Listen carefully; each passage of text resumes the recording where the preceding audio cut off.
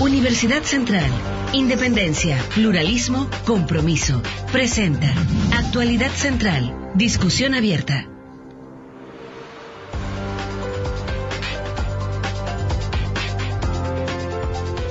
Bienvenidos a esta discusión abierta con invitación de CNN Chile y Universidad Central. Un tema transversal, un debate transversal es lo que ha llevado a que las campañas políticas tengan algunos matices y algunas diferencias. Y son las reformas constitucionales. Para algunos, asamblea constituyente, borrón y cuenta nueva. Para otros, en el caso de la derecha, las reformas o una asamblea constituyente atentan contra la estabilidad del país. Por su parte, el comando de Bachelet dice hay que hacer reformas dentro de la institucionalidad. Este debate ha estado presente en cada una de las propuestas de todos los candidatos, de los 9. Pero, ¿de qué manera nos afecta en el día a día una eventual reforma constitucional? ¿Cómo se podría llegar, si es que es necesario, a una asamblea constituyente? ¿Existen los mecanismos? ¿Cuáles son las amarras que se hablan de la constitución actual? O como le ha ido al país, mantengamos todo como está. Bueno, panel de lujo, lo presentamos de inmediato.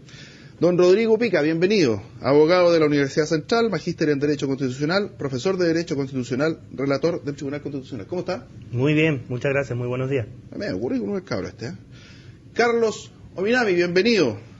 Político, ex parlamentario, ex ministro de Estado, fue ministro de Economía, del presidente Patricio Aylwin, miembro de la Secretaría Ejecutiva, Manifiesto Plebiscito para una Nueva Constitución. ¿Cómo está? Bienvenido. Bien, pues gracias por la invitación. Cuando quiera nomás. Pues don Héctor Meri, abogado de la Fundación Jaime Guzmán, director del área municipal de la misma fundación e investigador, y entre sus temas está reforma judicial y constitucional. ¿Cómo estás? Muy bien, muchas gracias por la invitación. Fernando Atria, abogado, profesor de Derecho Constitucional, miembro del equipo de constitución de la candidata del Pacto Nueva Mayoría, Michelle Bachelet. ¿Cómo están? Buenos días, muchas gracias. Parto contigo, Rodrigo. A ver, ¿es necesaria una reforma constitucional? ¿Por qué? ¿Y cómo ves tú que se debiera hacer? ¿O es un tema que, para el ciudadano común y corriente, es un tema que está en la luna y un arreglo que tienen los políticos para trabajar más cómodo? ¿Cómo lo podemos simplificar y resumir tu postura? Gracias, Pablo. ¿Qué es una constitución? Para el que es demócrata, la constitución es el ejercicio del derecho de autodeterminación de un pueblo soberano y ciudadano para determinar el modelo de sociedad en el cual va a vivir, el catálogo mínimo de derechos que se le va a reconocer a cada uno de los miembros de esa comunidad, el régimen político, es decir, la forma de gobierno, y hoy día la relación del ciudadano con sus autoridades locales y la participación a ese nivel. Examinemos cómo están esos ítems en Chile. La desigualdad nos carcome, el modelo de sociedad está cuestionado, el catálogo de derechos es insuficiente, llevamos 3 años hablando de derecho a la educación, de derecho a la salud, etcétera, porque las garantías frente a la desigualdad, que son los derechos sociales, no son suficientes, y del tema de administración local basta ver lo que ha ocurrido esta semana. Es decir, sin entrar a teorizar, esos que son los temas que al ciudadano le llegan de la Constitución, todos están cuestionados en el Chile actual. La Constitución del 80, sus autores la hacen para no ser modificada nunca. En 30 años es la Constitución que más modificaciones tiene en nuestra historia. Su primera reforma, la del año 89, cuando la Constitución no era ni siquiera un adolescente, ni a 9 años, le introduce 54 enmiendas a una Constitución de 120 artículos.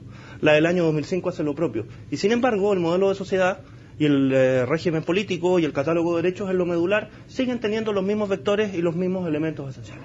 O sea, una reforma parcial parece que si la ciudadanía quiere ejercer su derecho de autodeterminación y quiere reflexionar esos temas, cosa que en Chile no hemos hecho nunca, nuestras constituciones son todas hechas después de episodios de fuerza, por quien obtiene el poder a partir de ellos, una reforma parcial no garantiza que esos temas vayan a ser tocados ni reflexionados. Héctor, ¿es necesaria una reforma constitucional?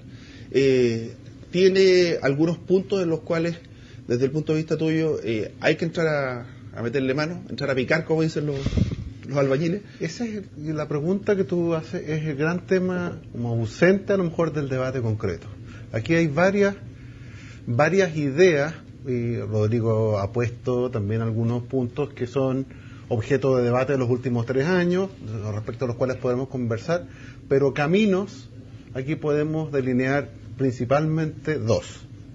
Uno es el de la reforma, hacer la reforma según el mecanismo que prevé la propia Constitución. Y otro es el camino propiciado por algunos sobre asamblea, sobre hacer parir un nuevo texto constitucional que refleje principios, valores distintos, derechos, deberes y garantías de diversa connotación, a lo mejor a los que hoy día rigen en la Constitución vigente, y una distribución de los poderes del Estado y sus competencias que sea diferente. La pregunta, y quizás sería interesante plantearnos en ese sentido, pero el debate hoy día, a mi juicio, es o vamos por la reforma o vamos por la Asamblea Constituyente. Después te voy a preguntar, ¿sí?, qué reformas específicamente son las que crees tú que son necesarias, porque, a ver, viendo la Constitución en general, uno puede darse cuenta que hay temas que afectan en el día a día, que tú lo mencionabas delante, que era el caso de educación, el catálogo de derechos, en fin. En este caso, Fernando, en el comando de Michelle Bachelet se habló en un momento de Asamblea Constituyente, después se dijo no, las reformas van a ir por el camino institucional de acuerdo a lo que hay. ¿Se desecha la Asamblea Constituyente si es que se establece desde ya seguir caminando por la vía institucional? Yo creo que en esa materia ha habido mucha especulación periodística y sobreinterpretación de cada palabra que se escucha, ¿no?, tanto en un sentido como en otro. Lo que el programa contiene es una especificación de las características generales de lo que se mecanismo, de eso, por supuesto, pero también dice algo sobre lo que se llama hoy día el mecanismo, ¿no? Y no especifica cuál precisamente va a ser, solamente especifica cuáles son sus características y dice que tiene que ser un mecanismo democrático, participativo e institucional. Y entonces yo creo que si uno se pregunta, bueno, tomémonos en serio estas características, pensemos en un mecanismo que sea el más democrático y el más representativo. Yo diría bastante obvio que el mecanismo más democrático y el más representativo es una Asamblea Constituyente. Y entonces la pregunta es, ¿cuál va a ser la manera en que se puede dar forma institucional a eso? Porque es democrático, participativo e institucional. Y entonces la pregunta ¿será posible darle forma a un mecanismo que sea el más participativo y el más democrático? Y a lo mejor, yo no estoy diciendo nada más que, a lo mejor, claro, el que es más representativo y más democrático no va a poder recibir forma institucional, pero sigue estando ahí como un criterio que nos permite identificar cuán lejos estamos de lo máximo. Camilo Escalona dijo que la reforma constitucional de la Asamblea Constituyente era una fumadera de opio, que era fumar humo. Lo sé, dijo eso, sí. ¿Y tú compartes esa postura? No. O sea, yo estoy en desacuerdo con él. Porque finalmente si uno ve la Constitución y ve los quórum, finalmente alcanzar esos quórum para poder hacer algún tipo de reforma, para incluir dentro del proceso democrático una eventual, por ejemplo, Asamblea Constituyente, no la va a alcanzar nunca si la está muy bien amarrada. Bueno, es que ese es el punto de por qué es necesaria una nueva Constitución. Pensemos que en la próxima elección se manifiesta una mayoría consistente por cambiar el sistema educacional significativamente. Supongamos, imaginémonos que una candidata que tiene, por ejemplo, entre sus promesas de campaña, acabar con la educación provista con fines de lucro, gana con una mayoría clara. Imaginémonos que esa mayoría se expresa en el Parlamento, claro, como mayoría, pero dado el sistema binominal, dado el hecho que el Senado se renueva parcialmente, no va a tener 4/7 en ambas cámaras. Para lograr esa reforma, acabar con la educación escolar provista con fines de lucro, va a ser necesario entonces ir a donde la derecha y preguntarles, ¿están ustedes dispuestos a votar a favor de acabar con la educación provista con fines de lucro? Y yo asumo que la derecha, dado lo que la derecha piensa, dirá, no, porque no creemos en eso. Y entonces esa reforma va a ser imposible. Ese es el problema. Los mecanismos de decisión de la Constitución actualmente vigente hoy día están sesgados hacia la derecha. Si se quiere mantener el modelo heredado, no hay que hacer nada. Si se quiere cambiar, hay que ir a preguntar a la derecha. Obviamente por la institución que representas actualmente, por el manifiesto, tú consideras que es necesario la reforma constitucional. Entonces, ¿cómo crees que se debe alcanzar y cuáles son los puntos dentro de lo que es una institucionalidad, dentro de lo que, conservando obviamente los parámetros democráticos que hoy día nos están rigiendo? Mira, yo creo que lo primero que hay que decir que ya no estamos hablando de reformas constitucionales, estamos hablando de una nueva constitución. Yo creo que ese es un punto muy importante. Es también central que se pueda hacer más conciencia respecto de algo que todavía no se entiende bien. Que el tema de la nueva constitución no es un tema de expertos, no es un tema académico, sino que es el sistema de reglas a través de las cuales resolvemos todos los otros problemas.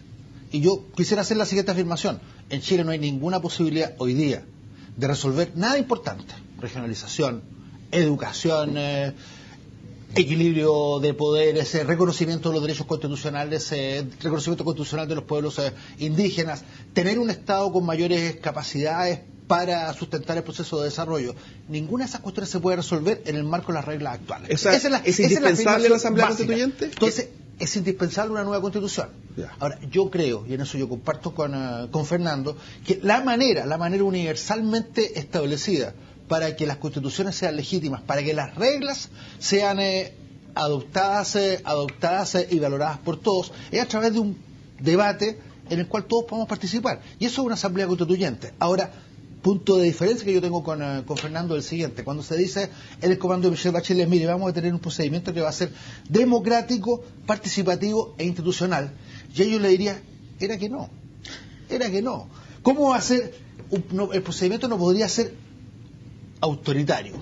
El procedimiento no podría ser excluyente. El procedimiento no podría ser extrainstitucional. Yo lo que creo, y te respondo derechamente a tu pregunta, yo creo que sería muy importante, a lo mejor todavía hay tiempo, en estos días. Pero la potestad la puede llevar el Congreso. Lo importante sería lo siguiente, que el veredicto de las urnas del próximo domingo fuera clarísimo en el sentido de una nueva Constitución y que pudiéramos tener un compromiso para que el próximo año pudiera haber una reforma a la Constitución o una decisión por parte de las nuevas autoridades en el sentido de convocar a plebiscito el próximo año. Y que sea el pueblo de Chile el que diga si quiere cambiar la Constitución o si quiere mantener la actual. A mí me parece que el punto de vista, por ejemplo, de Héctor puede ser un punto de vista muy legítimo. Que le guste la Constitución actual, que crea que ese ha sido el principal factor de estabilidad en Chile. Bueno, que tenga las condiciones que nosotros no tuvimos el 80 para discutir eso y defender esa posición. Y si él la gana, gana. Y si él la pierde, pierde. Héctor, ¿reforma o Asamblea Constituyente?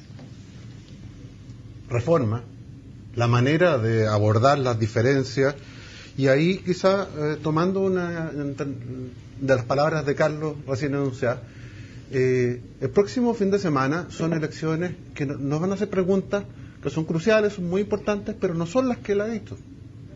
Nos preguntan quién va a ser el presidente, en primera o en segunda vuelta eso se va a decidir, quién va a ser nuestros representantes del Congreso, quién va a ser el representante entre los consejos regionales de desarrollo, pero de ninguna manera se le puede atribuir, a mi juicio, a este instrumento, a esta elección, a este pronunciamiento de la soberanía, el valor de ser o no el certificado de función de una Constitución.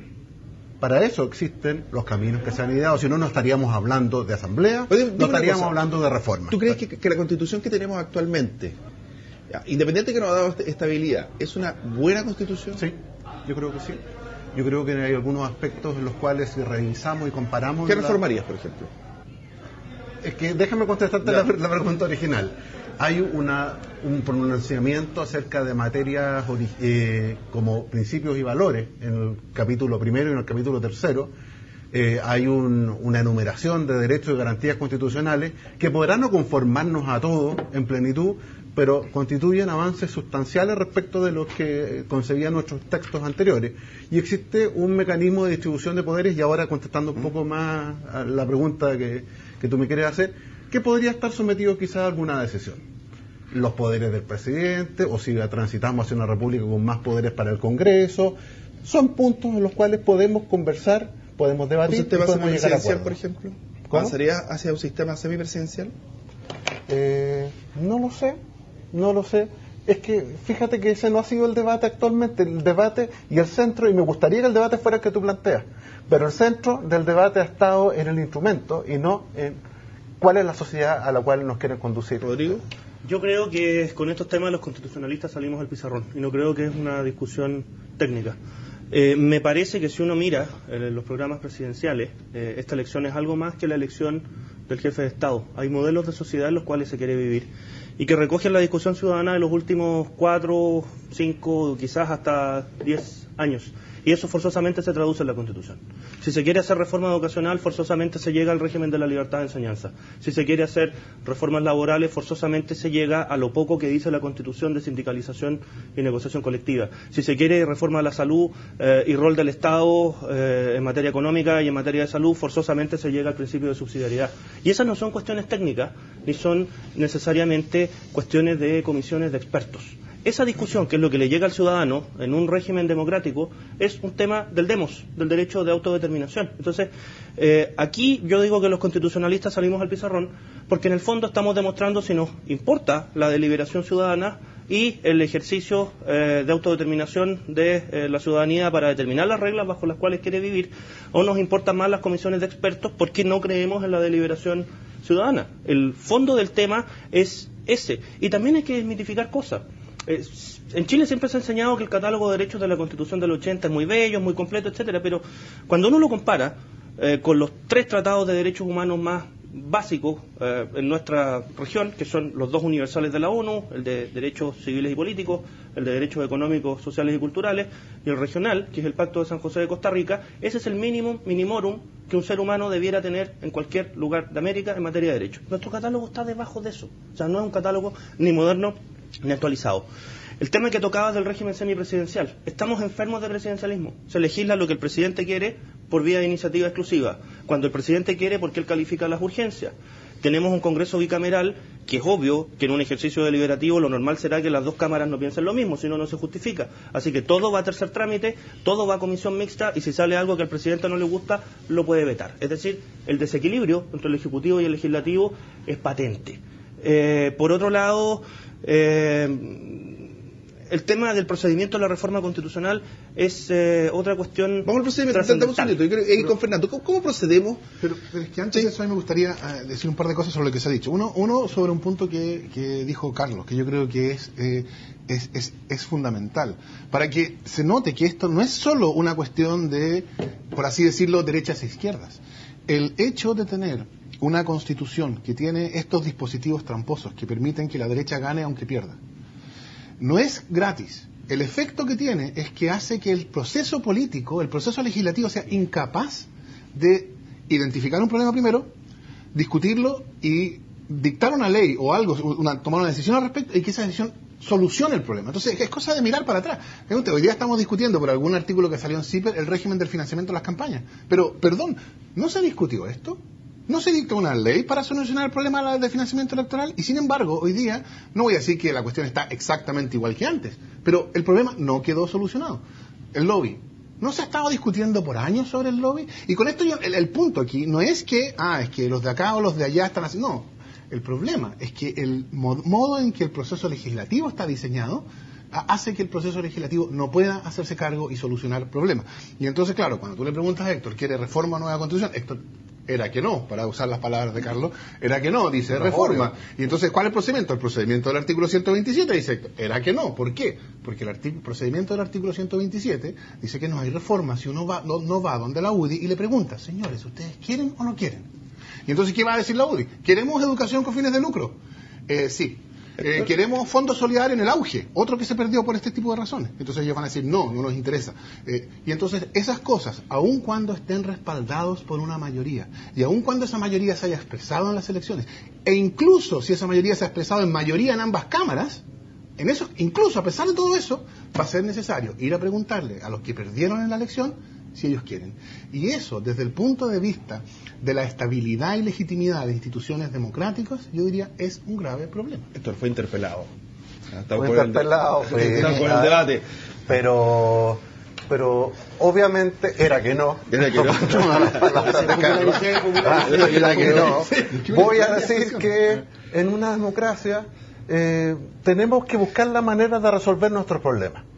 Que las cosas no se produzcan soluciones porque resulta que un partido que representa a la minoría que fue derrotado en las elecciones, derrota bien particular si es que se considera que en la última elección de diputados sacaron 40 de los 120, pero eso es otra materia. 40, y 120. El sistema electoral tampoco es una cuestión técnica, hay que tener ojo ahí también. No, es un tema político de fondo. Pero dar por derrotados a los que no piensan como nosotros, me parece que, y negarse a discutir y ni siquiera conversar, negando legitimidad al otro, porque resulta que me parece que lo que sostiene es equivocado, me parece que no es el camino que yo optaría en una democracia. Uno obtiene decisiones favorables o obtiene decisiones desfavorables. Y tiene que saber. Mira, voy a hacer una pausa. ¿Ah? Y a la vuelta le pregunto. ¿Qué democracia es la clave? Después le pregunto al panel, le pregunto a Carlos. Bueno, una reforma constitucional también tiene que considerar la opinión de las minorías. Entonces, en ese sentido, ¿cómo evitar, si es que se hiciese una reforma en una constitución, un cuerpo legal que signifique pasar aplanadoras constantemente, y eso también significa que, de acuerdo al gobierno que vaya ganando, es como se va interpretando la sociedad y la misma constitución? Pausa y ya estamos de vuelta.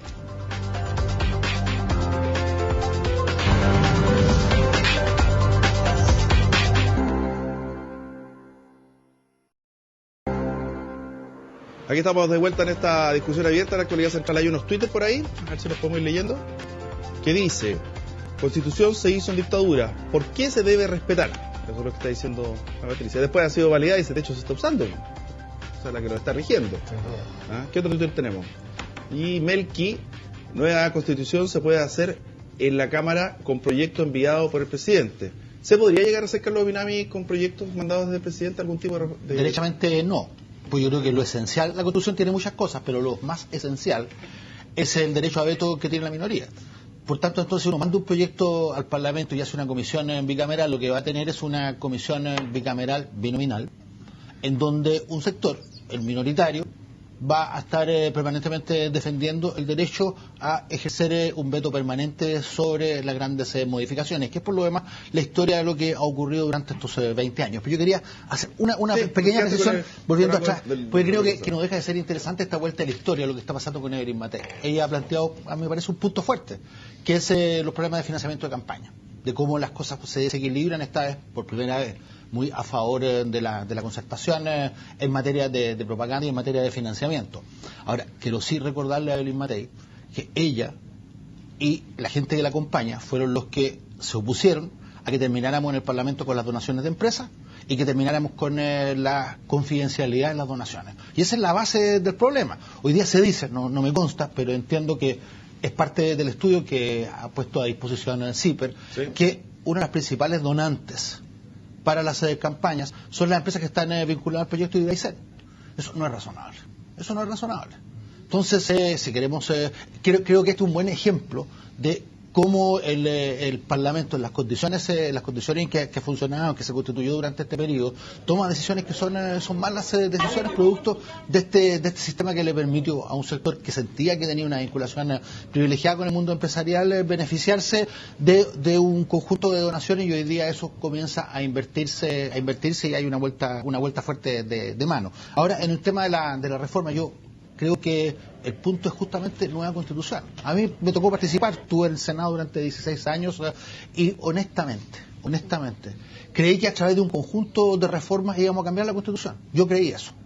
Yo pensé que el proceso que desembocó el 2005 en este conjunto de nuevas reformas nos daba, como dijo el presidente Lago en su oportunidad, equivocadamente, un piso constitucional compartido. Yo creo que eso no fue así.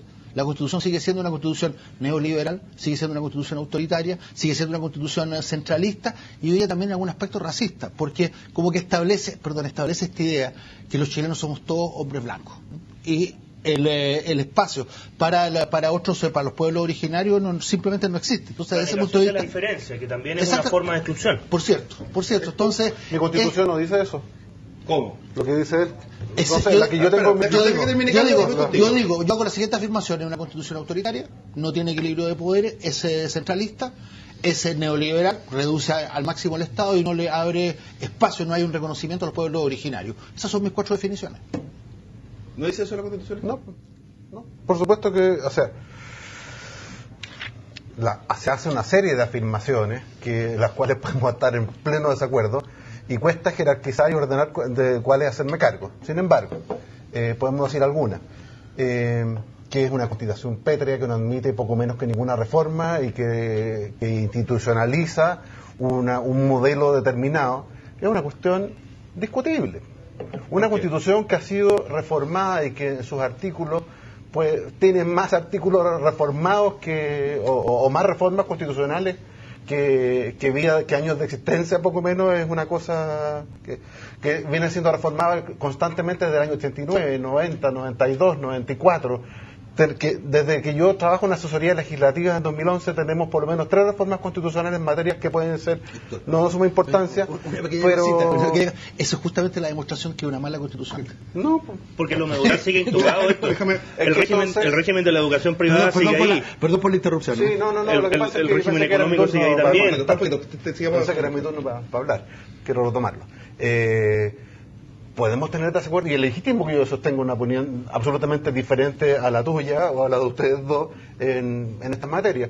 Se trata entonces de que si yo estoy en la absoluta minoría, si yo soy el que está absolutamente equivocado, tiene que ser el pueblo que se manifiesta a través de la soberanía, a través de las elecciones, la que le dé un mandato contundente, absoluto, y que permita hacer los cambios que ellos están propiciando en las materias que les parezcan interesantes, y sobre esa materia discutamos.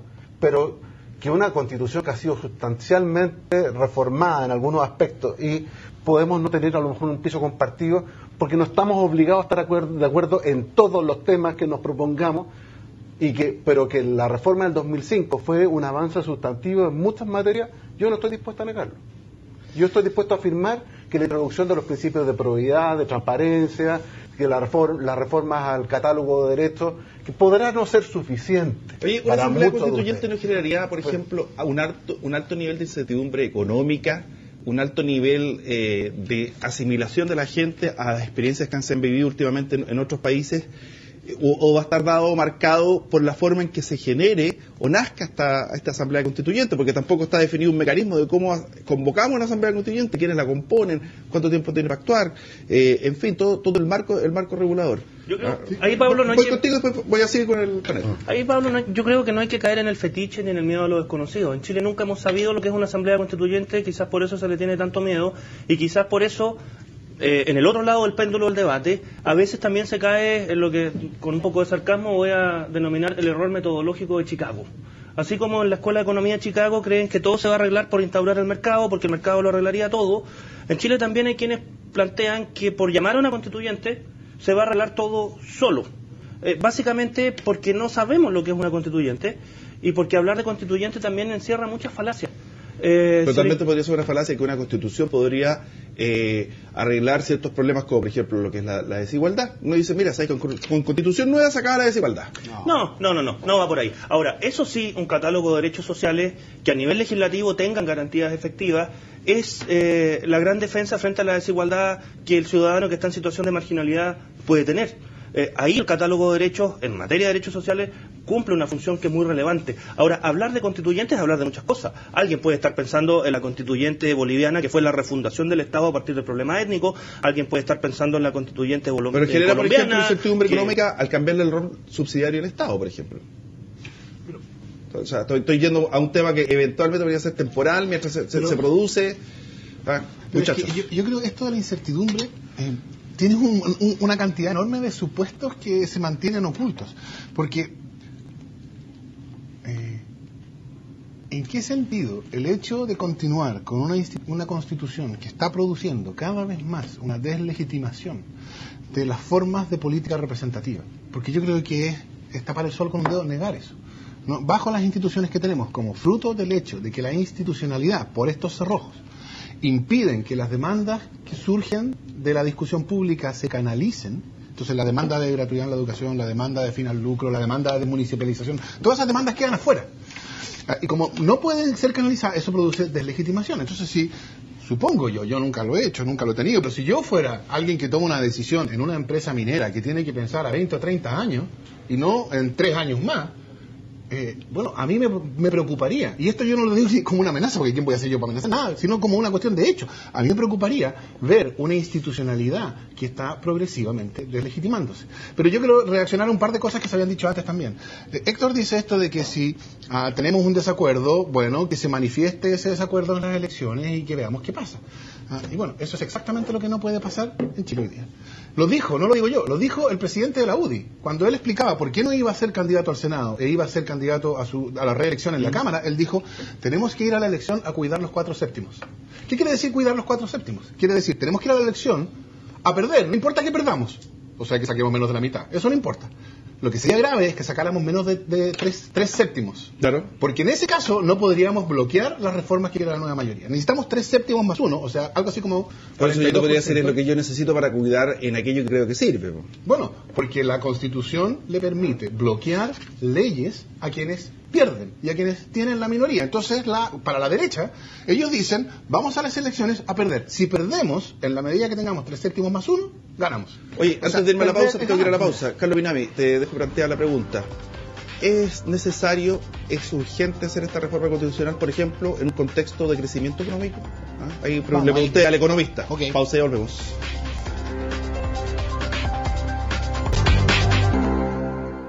De vuelta en esta discusión abierta. ¿Qué es lo que nos está trayendo el Twitter? ¿Qué es lo que va diciendo en parte? ¿Qué dice acá? Los centrales dejar de calcular en ganancias o pérdidas. ¿Y qué más por ahí? El mejor plebiscito será la elección próxima. Ahí está diciendo, a ver, y uno por ahí que hablaba de era que no. Dice, Malva Reyes lo dice acá, interesante aclaratoria aclaratoria discusión de la Constitución en CNN Chile. Era que no, Carlos Ominami. Ya quedamos con el era que no. En un momento de crecimiento económico, que las cosas andan bien, ¿es necesario meter la cuña de una nueva Constitución? Bueno, argumentamos de que no hay posibilidad de resolver ningún problema importante con las reglas actuales, y eso lleva a una nueva Constitución, no simplemente una reforma constitucional. Ahora, retomando la discusión que estaba planteada, yo creo que el principal elemento de ingobernabilidad que puede tener Chile es justamente la deslegitimación de su sistema político. Y eso es un asunto que lo estamos viendo ya.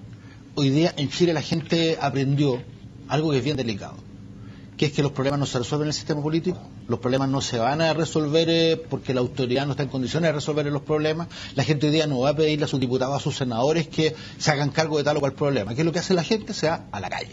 Eso es lo que estamos viendo.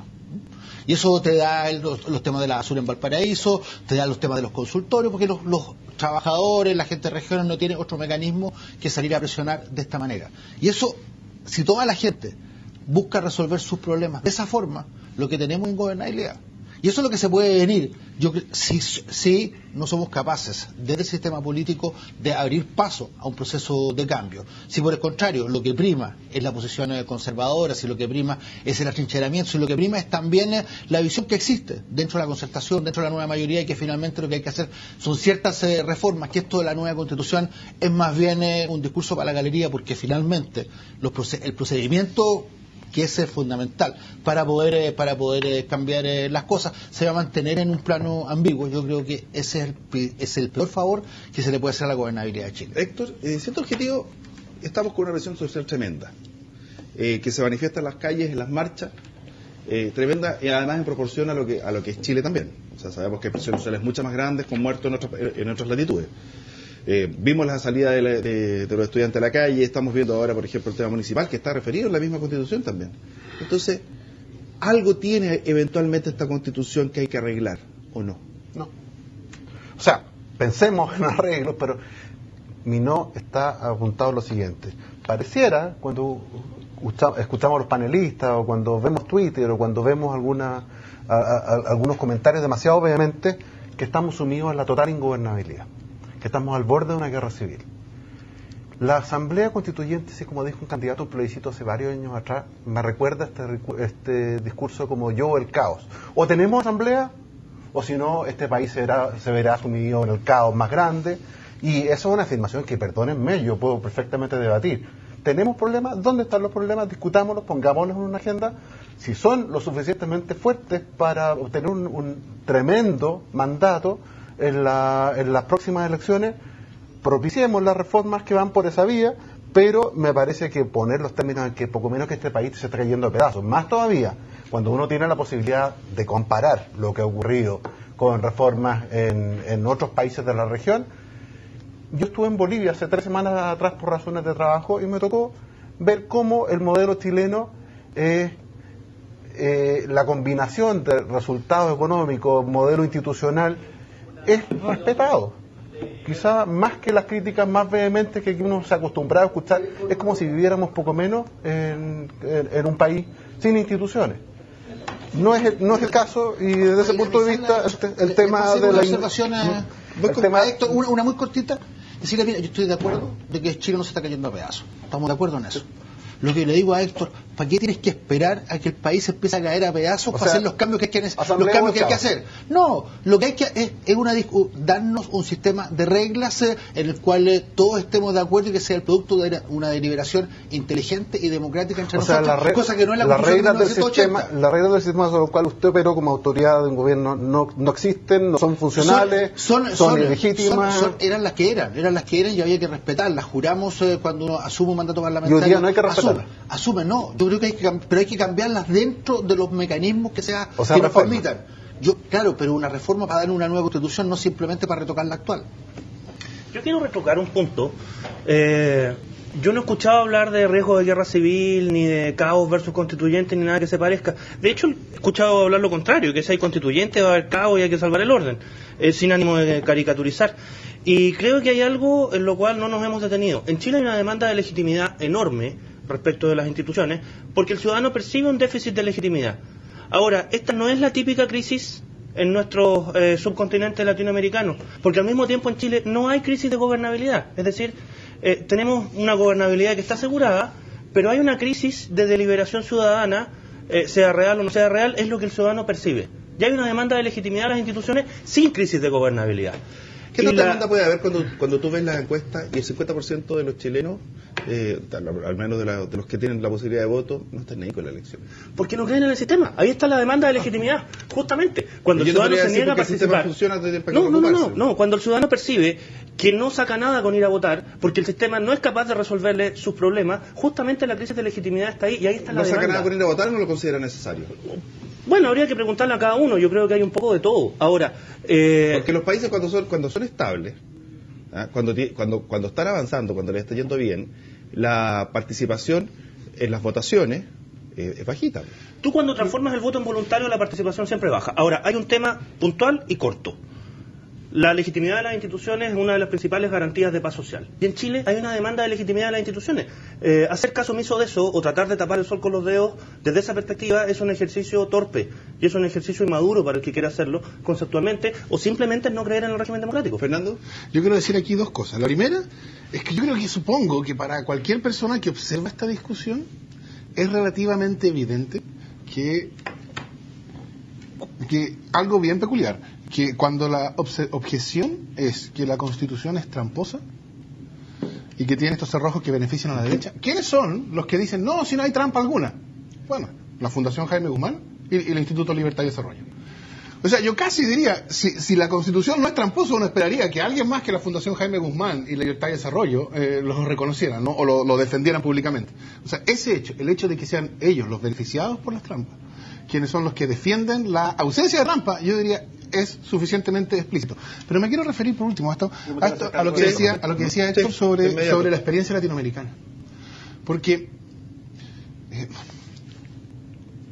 no sería este el primer caso, el chileno, en que tú tienes un régimen institucional que protege el status quo, repartiendo el poder entre grupos más bien de élite, que son suficientemente, que tienen alguna diversidad entre ellos, o sea, no es que sea una dictadura de un grupo, pero que tienen alguna diversidad entre ellos, pero que excluye demandas populares.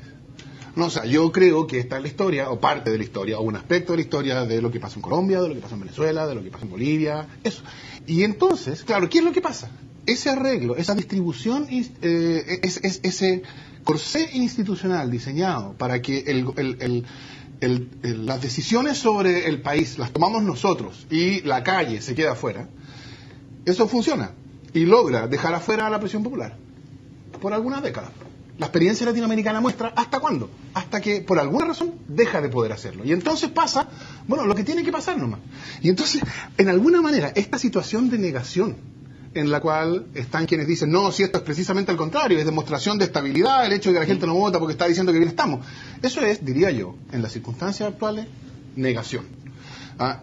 Y esa sensación de negación, creo yo, o sea, esa actitud de negación es la repetición exacta de quienes en julio de 1973 decían, no estoy con esto diciendo que vaya a haber nada 2 meses más, pero el tipo de actitud, decían, No, sí. Esas cosas que pasan en Latinoamérica, en Chile no pueden pasar porque nosotros tenemos una institución institucional mucho más asentada.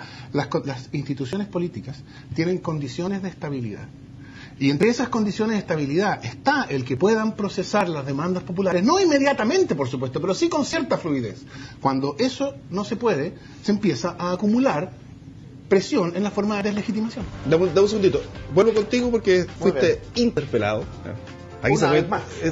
Oye, aquí se puede interpelar y responder, ¿eh? Por supuesto. No como esos debates tiesos que se ven por ahí. Vamos a llevar luego. Ya estamos de vuelta en esta discusión abierta. Twitter, ¿qué es lo que nos dice?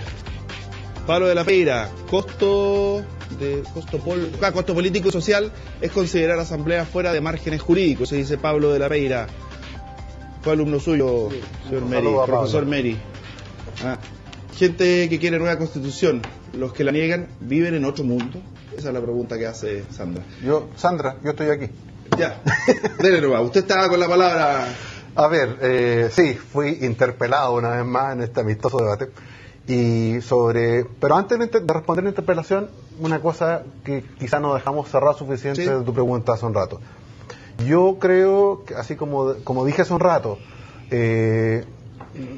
así como no creo que en el discurso de asamblea o el caos, tampoco creo que la idea de conversar reformas constitucionales o reflexionar acerca de nuestro futuro constitucional implique necesariamente cuestionar las bases de el funcionamiento de una economía, si esto tuviera connotaciones, todo eso. Yo creo que eso es como meter el cuco en la discusión.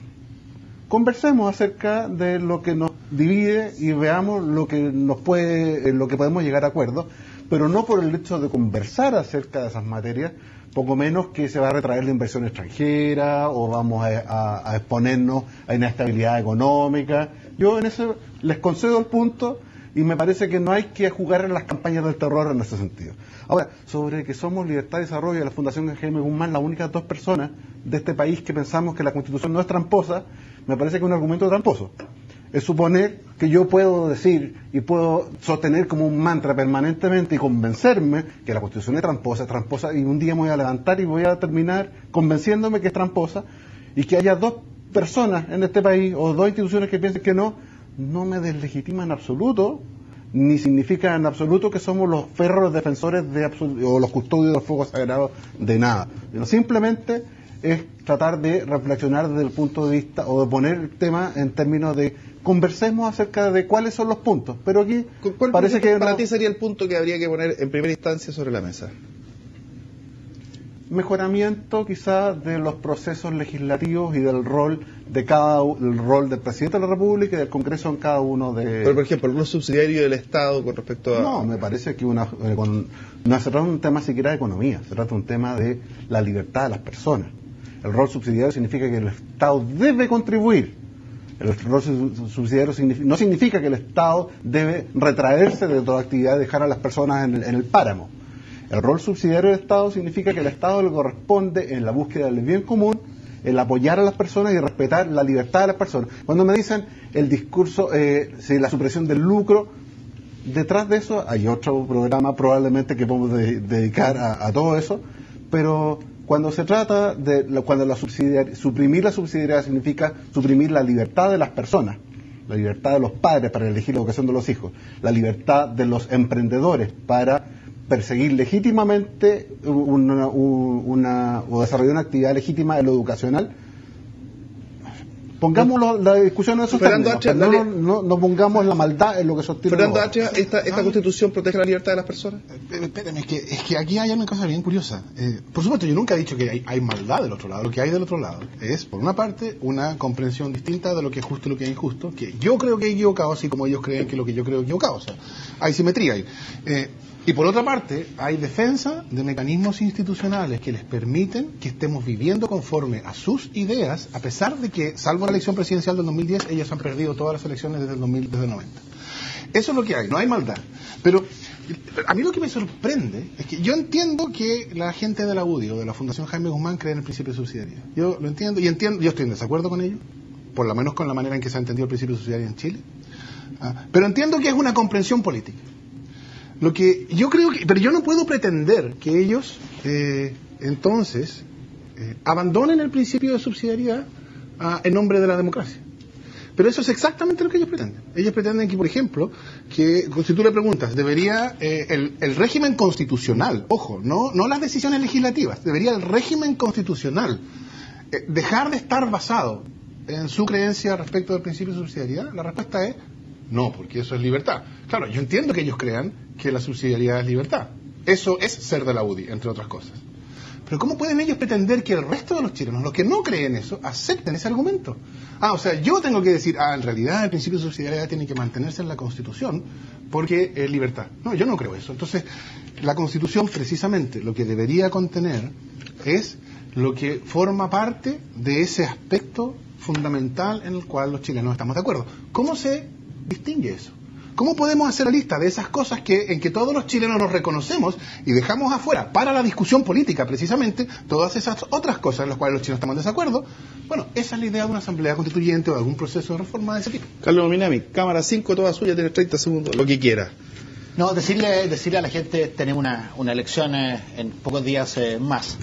Que lo más importante es que la gente vaya a votar, que tengamos una elección tranquila y con gran participación, particularmente decirle a los jóvenes que vayan a votar y que participen, que no se rindan, que no se resignen a que las cosas sigan siendo como son hoy día.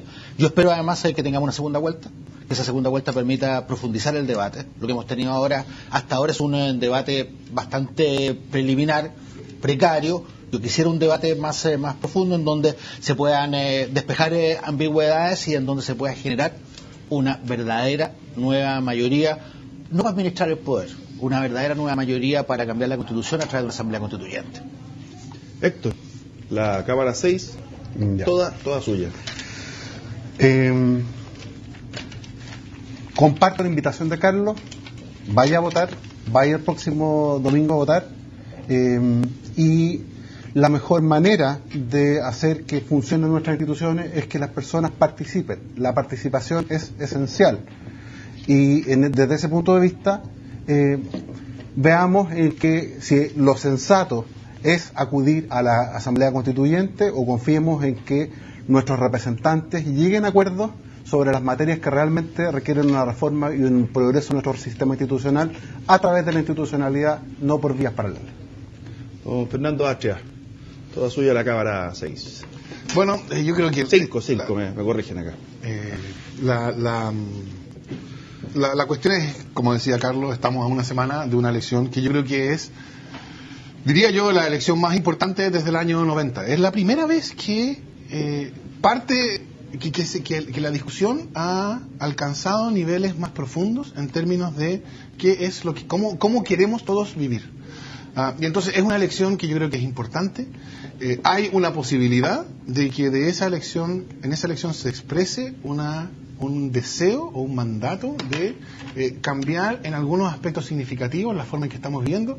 Y entonces yo creo que no es una elección para quedarse fuera de ella. Así que yo espero que la participación sea alta. Las condiciones para la participación no son las mejores, por supuesto, pero espero que sea alta y espero que el resultado sea el resultado por el cual hemos estado esperando.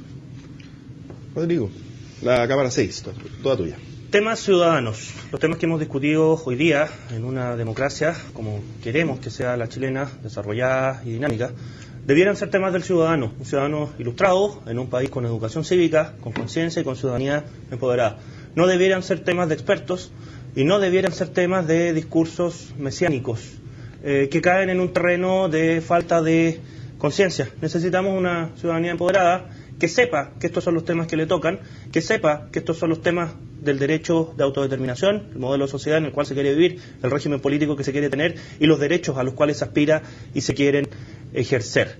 Ojalá que la participación ciudadana sea alta, porque la demanda de legitimidad también es alta y esta es la vía de canalizarla.